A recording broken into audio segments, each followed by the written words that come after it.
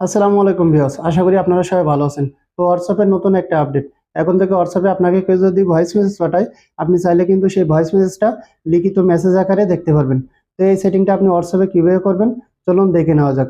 তো মূল ভিডিও শুরু করার আগে আপনাদের সবার কাছে রিকোয়েস্ট, আমাদের চ্যানেলটা অবশ্যই সাবস্ক্রাইব করবেন এবং আপনাদের যদি আরও কোনো কিছু জানার থাকে তো আমাদের কমেন্ট বক্সে লিখে পাঠাবেন। তাহলে চলুন ভিডিওটা শুরু করা যাক। তো ভিউয়ার্স, প্রথমে আমরা আমাদের হোয়াটসঅ্যাপে একটা ক্লিক করব।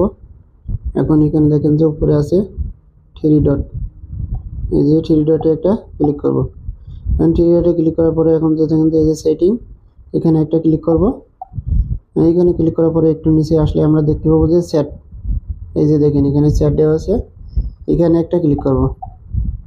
আর এখানে ক্লিক করার পরে এখানে দেখেন যে ভয়েস মেসেজ, ঠিক আছে, এই যে দেখেন ভয়েস মেসেজ, এটা অফ আছে, এটা আমরা অন করে দেবো।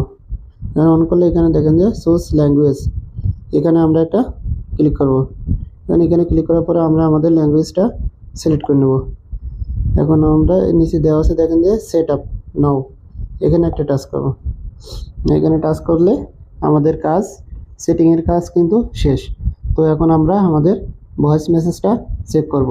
ভয়েস মেসেজটা উপরে হাত দিয়ে চাপ দিয়ে ধরবো। চাপ দিয়ে ধরার পরে এখানে যে উপরে কানেতে দেখেন যে থ্রি ডট, এখানে একটা টাচ করব। এখানে টাচ করার পরে দেখেন যে ট্রান্সক্রিপ্ট, এখানে একটা টাচ করব। এখানে টাচ করার পরে দেখেন যে আমার ভয়েস মেসেজটা লিখার পরিবর্তন হবো।